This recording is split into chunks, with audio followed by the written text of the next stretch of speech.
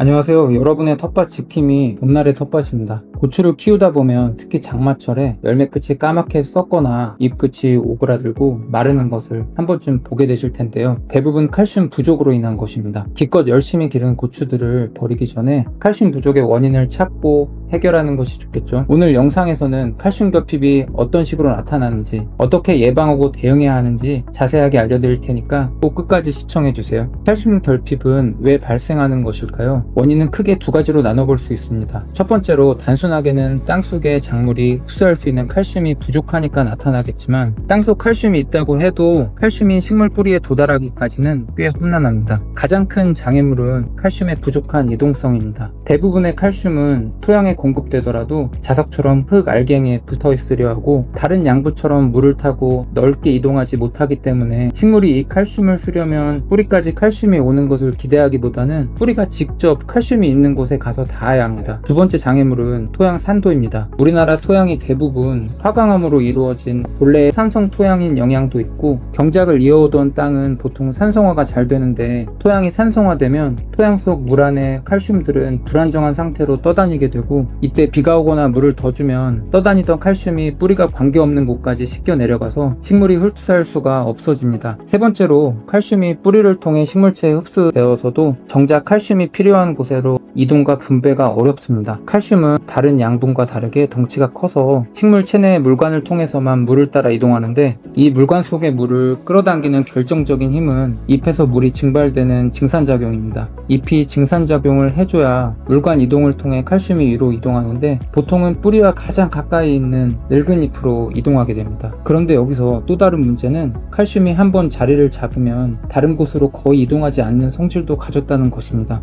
이런 특징들 때문에 한참 자라는 시기에 칼슘 공급이 잠시라도 중단되면 뿌리와 거리가 가장 먼 새로 나오는 잎, 생장점, 그리고 열매 끝부분처럼 증산작용이 일어나지 않지만 정작 칼슘이 시급히 필요한 곳에서 두드러진 결핍 증상이 나타나는 것입니다. 요약하자면 칼슘은 태생적으로 토양에서 이동이 어렵고 산성화된 땅에서는 더더욱 어려우면서 흡수된다고 하더라도 뿌리 가까운 곳에 자리 잡고 버티고 있을 가능성이 큽니다. 그렇다면 칼슘 결핍을 진단할 수 있도록 칼슘 결핍의 증상을 살펴보겠습니다. 칼슘 부족이 가장 먼저 눈에 띄는 부분은 증산작용이 덜한 새순이나 열매 끝부분입니다. 열매 끝이 연하게 변하다가 점점 갈색, 검정색으로 썩어 들어갑니다. 곰팡이처럼 물렁해지는 것은 아니고 딱딱하고 가죽처럼 말라붙게 되는데, 농민들은 흔히 이것을 끝썩은병, 배꼽썩은병 이렇게 부릅니다. 칼슘이 부족하면 잎끝이 마르는 모습도 보이는데요. 특히 새잎들은 잎맥 주변이 노랗게 변하거나 잎이 마르기도 하는데, 심하면 새순이 쪼그라들어서 성장이 멈춰버리기도 합니다. 눈에 보이지는 않지만 칼슘 부족은 뿌리에도 영향을 많이 줍니다. 뿌리 끝이 갈변되고 잔뿌리가 줄어들면서 양분을 흡수하는 능력이 떨어집니다. 그래서 전체적인 생장이 약해지고 고추 수확량에도 영향을 주게 됩니다. 특별히 고추에서는 칼슘 결핍과 탄저병의 증상을 헷갈려 하실 수 있는데요. 칼슘 부족은 생리장애이고 탄저병은 곰팡이병이라 치료 방법이 완전히 달라지기 때문에 차이점을 분명히 알고 구분해 주셔야 합니다. 차이점은 칼슘 부족은 병반이 거의 열매 끝부분에만 생기고 말라붙은 느낌이 나면서 겉은 매끄러운데 내부는 딱딱해진다면, 탄저병은 병반이 대중 없이 열매 이곳저곳에 생기고 병반 가운데가 움푹 꺼지면서 원이 여러 겹 생기는 동심원 무늬가 나타나면서 심하면 유색의 곰팡이 가루도 올라옵니다. 그럼 칼슘 결핍은 어떻게 하는 게 좋을까요? 칼슘 결핍이면 칼슘 주면 되지 이렇게 하시는 분도 있는데, 칼슘은 어떤 방식으로 칼슘을 주느냐가 진짜 중요한 내용입니다. 예를 들어서 석회고토나 회화석 비료를 주면 될까요? 많은 분들이 석회고토나 생석회 혹은 굴껍데기를 갈아 만든 회화석 비료를 칼슘 공급을 위해 써도 되는지 물어보시는데, 그런 것들은 비료라기보다는 정식전에 토양의 산도를 조절하는 토양 계량제입니다. 물에 녹지 않고 칼슘이 용출되는 양이 극히 미비해서 부족한 칼슘을 채워주는 용도로는 절대로 사용하실 수 없습니다. 진짜 중요한 것은 토양의 수용성 칼슘을 정식 초기부터 지속적으로 넣어주는 것입니다. 물에 잘 녹는 수용성 칼슘을 사용해야 작물이 보다 원활한 흡수를 할 수 있습니다. 과해 칼슘 결핍 증상이 보이는 그때에서만 칼슘을 주기 시작하시는 생각하시는 분들도 많은데, 칼슘이 식물 체내의 이동이 느린 것을 감안해서 정식하고 뿌리가 활짝 된 직후부터 미리미리 칼슘을 줘서 칼슘의 이동 기간을 확보하는 것이 가장 중요하고, 특히 여름철에는 고온과 가스, 건조 등 환경적인 영향으로 칼슘 흡수가 더욱 어려워지니까 미리미리 칼슘을 선제적으로 보충해 주는 것이 중요합니다. 다음으로 칼슘은 연면 시비보다는 적극적으로 뿌리 공급, 관주를 해주시는 게 좋습니다. 앞서 말씀드렸듯이 칼슘은 작물이 증산작용을 일으키면 그 힘으로 뿌리에서 흡수되어 물관부를 통해 잎과 열매를 이동하는데, 또한 칼슘은 흡수된 그 자리에 머무는 성질이 있어서 연면 시비를 통해 잎에서 칼슘을 흡수한다고 해도 그게 열매까지 이동하는 것은 불확실한 일이니까, 뿌리를 통해 흡수한 칼슘이 작물 체내에 충분한 상태일 때 비로소 열매까지 제대로 들어갈 수 있습니다. 그럼 연면 시비로 주는 건 효과가 없냐? 그렇지는 않습니다. 연면 시비는 고온기나 수분 스트레스가 심할 때 잎과 열매에 직접적으로 칼슘을 뿌려서 부족 증상을 어느 정도 해소할 수 있고, 생육 후반기에는 뿌리로 칼슘을 주게 되면 칼슘의 이동이 너무 느려서 연면 시비로의 칼슘 공급이 보조적인 방법으로 도움이 됩니다. 다만 연면 시비로만 칼슘을 주게 되면 결핍 증상이 나타날 가능성이 크다는 것을 꼭 명심하셨으면 좋겠습니다. 그럼 어떤 제품을 사용하는 것이 좋을까요? 첫 번째로 한 번에 쑥 업입니다. 수비 주실 때 질소와 kal이 들어간 NK 비료만을 주시는 경우가 많은데, NK 비료에 칼슘이 다량 포함되어 있는 한 번에 쑥